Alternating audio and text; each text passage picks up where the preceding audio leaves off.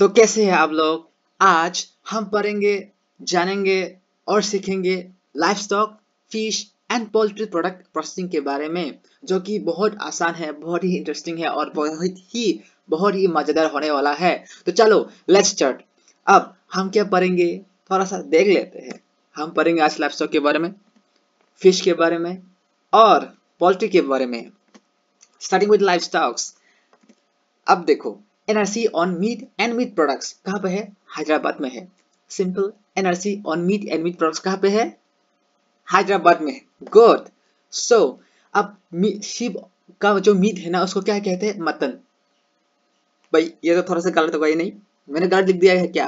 क्योंकि ये बाजार में बाजार में क्या कहते हैं? मटन। या फिर रेस्टोरेंट में मटन है क्या? Mutton actually we means goat meat. लेकिन no, that is actually wrong. यहाँ पे आप देख पाओगे, शीप का मीट को कहते हैं मटन और गॉड का मीट को क्या कहते हैं? चेवन। यस, गॉड का मीट को कहते हैं चेवन। तो नेक्स्ट टाइम अगर आप जाओगे रेस्टोरेंट में तो कहना, वेटर चेवन है क्या? ठीक है, तो chevon is actually goat meat. Simple. चलो let's start, let's go to next. अब क्या है? बॉक्स बीफ कॉन्सेप्ट कब हुआ था? 1967 को। कब हुआ था? 1967। सर ये बॉक्स बीफ क्या है? देखो, box beef just by word आप समझ पा रहे होंगे। यहाँ पर बॉक्स है मतलब क्या है कि आप बीफ को या फिर आप क्या कहते हो, काउ मीट। काउ मीट या फिर बीफ को अगर आप काट के पीसेस करके अगर आप उसको सील्ड कर वैक्यूम में डाल देते हो, मतलब वैक्यूम पैकेज कर देते हो, उसके बाद अगर आप कार्डबोर्ड बॉक्स में उसको शिफ्ट करते हो या फिर ट्रांसपोर्ट करते हो, उसको कहते हैं बॉक्स बीफ। समझ में आ गया? नहीं? अच्छा, मैं फिर से कहता हूँ। See, if you cut beef into small pieces, अगर आपने बीफ को स्मॉल पीसेस में काट करके उसको वैक्यूम पैकेज करके अगर आपने इसको कार्डबोर्ड बॉक्सेस में शिफ्ट कर दिया या फिर ट्रांसपोर्टेशन कर दिया, ठीक है ना, मतलब ट्रांसपोर्ट एक जगह से दूसरी जगह में भेज दिया, उसको कहते हैं बॉक्स बीफ। और वो कॉन्सेप्ट आया था कब? 1967। सर वो ऐसा क्यों आया, मतलब ऐसा करने की क्या जरूरत पड़ गई सर? अब देखो, ऐसा करने की जरूरत ऐसा पड़ गया क्योंकि देखो, अ, अगर आप वैक्यूम पैकेज नहीं करोगे, कार्डबोर्ड यूज नहीं करोगे, ठीक है, क्या होता था कि आपका जो है ना मीट या फिर बीफ स्पॉइल हो जाता था। ठीक है, अगर ये लॉन्ग डिस्टेंस कवर करना होता ना फॉर ट्रांसपोर्टेशन, तब भी ये रास्ते में ही खराब हो जाता था ना। तो क्या है कि अगर आप वैक्यूम पैकेज करोगे तो थोड़ा सा आपका स्पॉइलेज कम हो जाता है। ठीक है ना? सिंपल।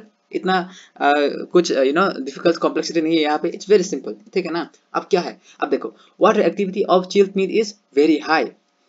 मतलब अब देखो, वाटर एक्टिविटी अगर आप किसी को नहीं पता है तो मैं आपको ये बता दूं कि वाटर एक्टिविटी क्या था, क्या है कि वाटर एक्टिविटी एक्चुअली एक partial vapour pressure of water in solution है। मतलब मैं ऐसा कह देता हूँ कि यू नो आप जो भी चीज लेंगे फूड में, चाहे जो भी हो, उसका पार्शियल वेपर प्रेशर कितना है as compare to the solutions. समझ में आया? अगर आप, मतलब सिंपल से बात में कहता हूँ, हाँ, अगर आप एग वो लेते हो 1 फूड और उस फूड को आप जूस में डाल देते हो, ठीक है ना, तो फिर क्या है, उस फूड का कितना पार्शियल वेपर प्रेशर है as compare to that solutions. समझ में आ गया? मेरा एग्जांपल गलत भी हो सकता है, लेकिन I just want you to understand the concepts. ठीक है ना? ये समझ लेना आप। तो फिर water activity of chilled meat बहुत ही हाई होता है। समझ में आ गया? Water activity of chill meat. अब मतलब आप बोलोगे sir what is chill meat? ठीक है, चिल मीट मतलब आप ऐसा समझ लीजिए कि आप किसी मीट को अगर आप कंट्रोल एटमॉस्फेयर में या फिर मॉडिफाइड पैकेज में अगर आप उसको रख देते हो, ताकि माइक्रोवेल डैमेज ना हो पाए, उसको कहते हैं चिल मीट। चिल मीट मतलब अब मतलब अच्छी तरह से पैकेज किया किया हुआ, to prevent from microbial spoilage, उसको कहते हैं चिल मीट। ठीक है, तो फिर क्या है, उस ऐसे पैकेज अच्छा कंडीशन वाला मीट को मीट का वाटर एक्टिविटी ज्यादा होता है। Simple as that. ठीक है ना? अब देखो, मीट क्यूरिंग हम कैसे करते हैं? Salt, spices, nitrates and nitrate से करता है भाई साहब। अब क्यूरिंग क्या है? देखो, क्यूरिंग भी बहुत ही आसान ही कॉन्सेप्ट है। ठीक है, आप इसको समझ भी लीजिए कि आप प्रिजर्वेशन या फिर फ्लेवर या फिर कलर को बढ़ाने के लिए या अच्छा करने के लिए आप मीट क्यूरिंग करते हैं। क्यों करते हैं? ताकि आप इसका क्या कहते हो, फ्लेवर अच्छी तरह से आ सके या फिर कलर जो आप चाहते हैं ऐसा मिल सके। ठीक है ना? तो ये सब हम करते हैं और मीट क्यूरिंग प्रिजर्वेशन के लिए भी करते हैं। और कैसे करते हैं? हमें सॉल्ट हमें we can use salt, spices, nitrate या फिर नाइट्राइट से हम लोग मीट क्यूरिंग कर सकते हैं।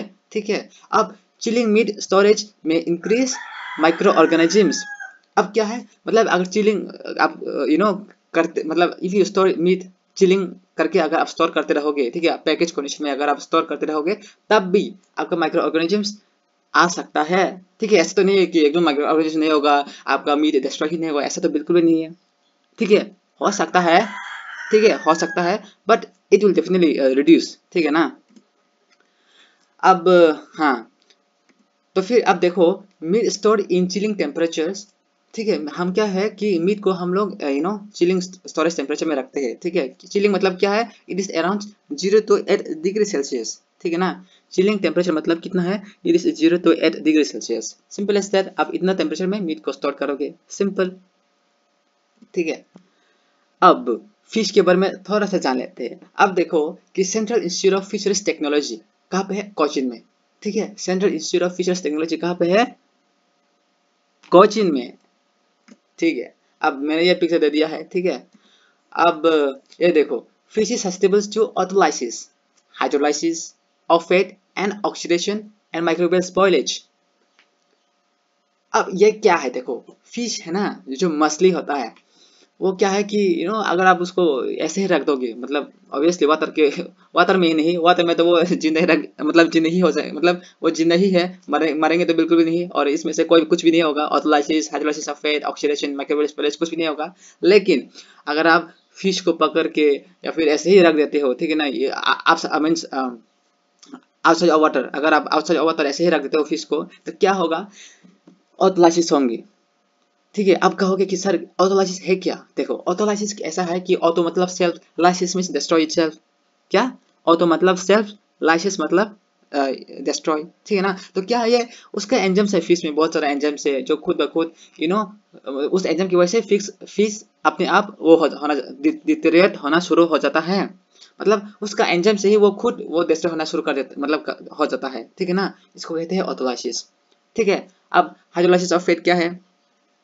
देखो, हाइड्रोलाइसिस ऑफ फैट मैं ऐसा समझाता हूँ कि फैट या फिर ऑयल को ब्रेक डाउन होना। समझ में आ गया? इफ ऑयल और fat is breaking down due to lipase. ठीक है। मतलब लाइपेज हाइड्रोलाइसिस ऑफ फैट करता है। कौन करता है? लाइपेज। ठीक है, या लिपेज कह लो, जो भी। ठीक है। तो ये हाइड्रोलाइसिस ऑफ फैट कौन करता है? लिपेज, वो एक एंजाइम है। ठीक है। इसकी वजह से हाइड्रोलाइसिस ऑफ फैट होता है। हाइड्रोलाइसिस ऑफ फैट मतलब क्या है? ब्रेकडाउन ऑफ फैट या फिर ऑयल, सिंपल। एंड प्रोडक्ट होता है ट्राइग्लिसराइड्स एंड फैटी एसिड्स, अगर आपको थोड़ा सा डिटेल में जानना है तो। ठीक है। तो प्रोडक्ट हाइड्रोलाइसिस ऑफ फैट के प्रोडक्ट क्या है? Triglycerol and fatty acids, simple as that. Microbial spoilage आपको पता ही है, माइक्रोब्स स्पॉइल करता है। ठीक है ना। Okay. So rigor mortis, retard postmortem autolysis, bacterial decomposition. मतलब अब पहले ही हम इस टर्म को समझने की कोशिश करते हैं। अब सर ये रिगोर मोर्टिस है क्या? आखिर ये कौन सी बाला का नाम है? ये इंसान का नाम है क्या? नहीं, रिगोर मोर्टिस कोई भी इंसान का नाम नहीं है। ये सिर्फ फेनोमेन का ये है, प्रोसेस है। क्या है कि यहाँ पे देखो, अगर कोई भी एनिमल्स डेड हो जाता है, उसका डेड हो जाता है, तो क्या होता है? उसका मसल्स जो है ना, वो स्टीफ हो जाता है। मतलब स्टीफ मतलब नॉट फ्लेक्सिबल, फ्लेक्सिबल नहीं है। मतलब मारने के बाद उसका मसल्स फॉर फ्यू आवर्स और फ्यू डेज उसका मसल्स स्टीफ हो जाता है। मतलब यू कांट बेंच देम, आप बेंड नहीं कर पाओगे। समझ में आया? उसको कहते हैं रिगोर मोर्टिस। सो ये रिगोर मोर्टिस क्या करते हैं? Actually postmortem autolysis and bacterial decomposition को काम करता है। अब पोस्टमार्टम ऑटोलाइसिस क्या है? आप सबको पता तो होगा कि पोस्टमार्टम क्या है। ठीक है। मारने के बाद, ठीक है, मारने के बाद ऑटोलाइसिस मैंने क्या कहा था? मारने के बाद वो खुद ब खुद डिस्ट्रॉय नहीं होता, उस स्टीफनेस की वजह से। समझ में आ गया? स्टीफनेस की वजह से वो खुद ब खुद डिस्ट्रॉय नहीं होता, एंड बैक्टीरियल डिकम्पोजिशन भी नहीं होता। ठीक है। तो एक्चुअली रिगोर मोर्टिस या फिर स्टीफनेस वो अच्छा होता है। ठीक है। अब retard oxidative rancidity of fat और ऑयल कौन करता है? Ascorbic acid, ethyl gallate and non dihydrochloric acid. मतलब ऑक्सीडेटिव रेंसिडिटी ऑफ फेट या फिर ऑयल को कम करते हैं। सर यह ऑक्सीडेटिव रेंसिडिटी आखिर है क्या? देखो, ऑक्सीडेटिव रेंसिडिटी भी बहुत ही आसान एंड बहुत ही सिंपल है, ठीक है। अब यहाँ पर होता क्या है कि जो भी ग्लाइसरेट का अनसैचुरेटेड फैटी एसिड होता है ना, जो भी ग्लाइसरेट का अनसैचुरेटेड फैटी एसिड होता है ना, वो ऑक्सीडाइज हो जाता है आपका डबल बॉन्ड्स में। सर समझ नहीं आया, फिर से कहो ना। अच्छा, मैं आपको यह कह रहा था कि देखो, ग्लाइसरेट का अनसैचुरेटेड फैटी एसिड्स मतलब अनसैचुरेटेड फैटी एसिड के डबल बॉन्ड्स में आपका ऑक्सीडेशन होता है, उसको कहते हैं ऑक्सीडेटिव रेंसिडिटी। समझ में आ गया?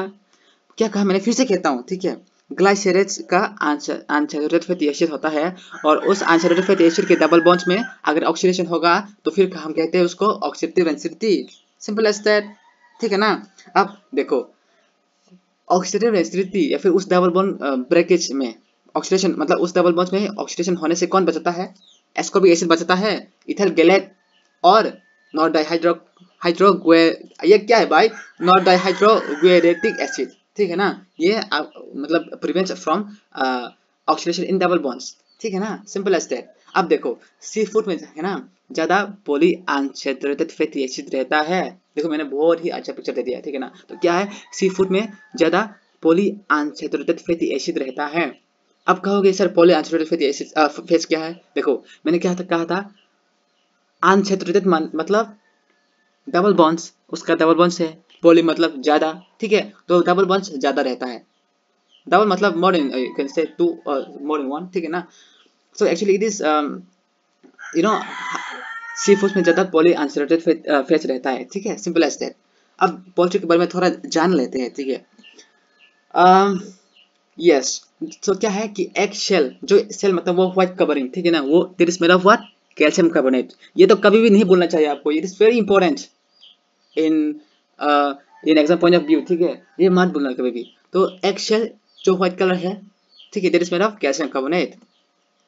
अब देखो, quality of egg is determined by कैंडलिंग। अब कैंडलिंग क्या है सर?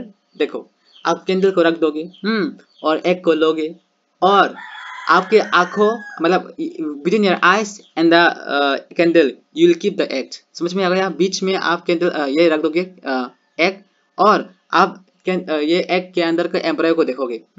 ये आप ऐसा चेक कर पाओगे कि कैंडल मतलब आपका एग अच्छा है कि नहीं, ठीक है ना। समझ में आ गया? मतलब कैंडलिंग जो लाइट से है ना, you allow that light to pass through this क्या कहते हो, एग, एंड उससे आप एम्ब्रॉय देख पाओगे। अगर एम्ब्रॉय अच्छा है, क्लियर है, रेड कलर है तो फिर ये एग अच्छा है, नहीं तो इफ इट इज ब्लैक और समथिंग लाइक दैट तो फिर इट इज दिस वन, आपका एग अच्छा नहीं है, खराब हो गया है, ठीक है ना। तो येलो कलर ऑफ एग क्यों है? Because of the जेंटोफिल।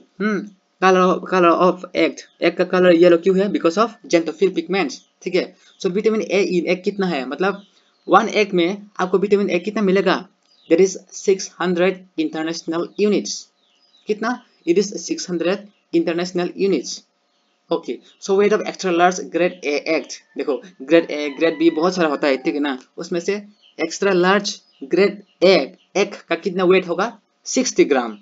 Very good, don't forget this one. अब देखो, एग शेल मैंने पहले कहा था it is made of calcium carbonate. अब यहाँ पर क्या है, एग शेल जो है ना वो 11% ऑफ एग्स को, मतलब egg shell contributes 11% of egg.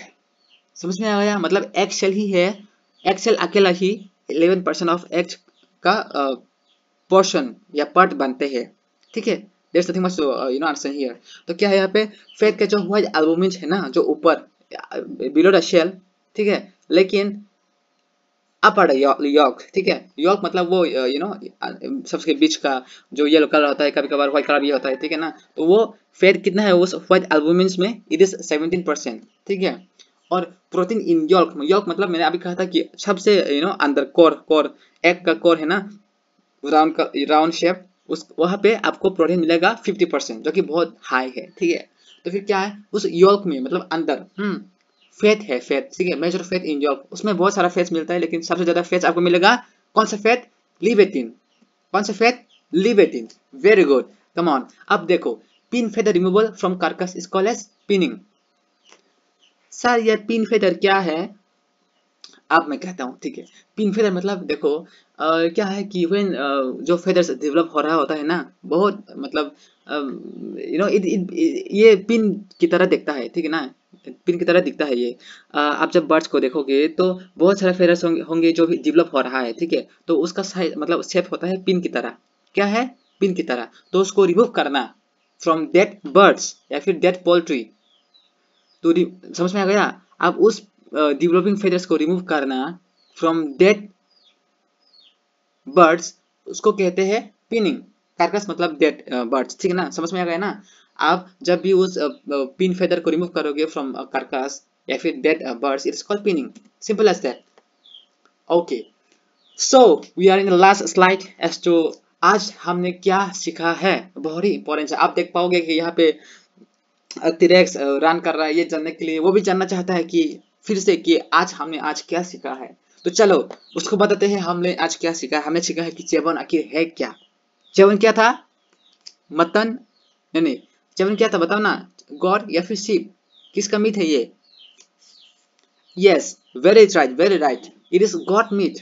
क्या है? Goat meat, not sheep meat. Sheep meat मतलब it is mutton, chevon is goat meat, ठीक है। बॉक्स बीफ, बॉक्स बीफ क्या था? बॉक्स बीफ क्या था? Come on. Yes yes, very true, very true. सब बॉक्स बीफ क्या है? इट इज, हम अगर जब बीफ को काट कर देते थे, काट काट स्मॉल पीसेस में काट करते हैं, उसके बाद अगर उसको वैक्यूम पैकेज कर देते हैं, उसके बाद उसको शिफ्ट कर देते हैं इन कार्ड बॉक्स, तब कहते हैं box beef. Beef cut it into small pieces and packed in vacuum packages and shipped in cardboard boxes. It is called box beef. Simple as that. Autolysis क्या था? ये फिश में होता था। उसमें ही एंजाइम्स है जो खुद ब खुद डिस्ट्रॉय कर देते हैं फिश को। After that it is called autolysis, ठीक है ना। अब कैंडलिंग क्या था? ये एक प्रोसीजर था, प्रोसेस था एग का क्वालिटी डिटरमाइन करने के लिए, ठीक है ना, कैंडलिंग। अब वॉट एक्टिविटी है क्या? वॉट एक्टिविटी क्या था? कम ऑन, अगर किसी को पता है तो जल्दी जल्दी कमेंट में टाइप कर दीजिए। What is कैंडलिंग, what is what activity? What activity ऐसा था, ये आपका बैक्टीरिया या फिर मोल ग्रोथ को चेक करने के लिए व्हाट एक्टिविटी यूज किया जाता था, ठीक है, आई मीन ये यूज किया जाता है। सो व्हाट एक्टिविटी है क्या? It is actually partial vapour pressure of a substance, ठीक है। अब रिगोर मोर्टिस क्या था? रिगोर मोर्टिस तो कुछ भी नहीं था, मतलब रिगोर मोर्टिस अब क्या था? डेथ होने के बाद किसी की और किसी भी ऑर्गेनिजम्स की डेथ होने के बाद उसका मसल्स स्टीव रहता है। क्या है? स्टीव रहता है, मतलब not flexible, and that is actually good for आज, बिकॉज क्या है कि माइक्रो ऑर्गेनिजम्स ये सब डेवलप नहीं हो पाते, ठीक है ना, रिगोर मोर्टिस की वजह से। देखो पिन फेदर क्या था? मैंने कहा था अभी कि जो भी डेवलपिंग फेदर्स है उसको कहते हैं पिन फेदर, मतलब developing feathers in birds, it is called pin feather, ठीक है। तो आपने मुझे इतना समय दिया उसके लिए बहुत ही थैंक यू, दिल से मैं शुक्रिया अदा करता हूँ आप लोगों को। और अगर आप लोग इंटरेस्टेड हो मॉक टेस्ट सीरीज में पार्टिसिपेट करने की, तो फिर मैं नीचे लिंक दे दूंगा आपको। मैं मॉक टेस्ट सीरीज में देता रहता हूँ मेंटेनिंग 4-5 डेज गैप, ठीक है, चैप्टर वाइज मैं कॉन्टैक्ट करते रहता हूँ। अगर आप लोग इंटरेस्टेड हो तो आप नीचे लिंक में मैंने दे दिया है, आप लोग जा सकते हो और मुझे कॉन्टैक्ट कर सकते हो। मैंने खुद का व्हाट्सएप भी दे दिया है। So I think that is all for today. मिलते हैं तो फिर नेक्स्ट वीडियो में। Have a nice day, bye.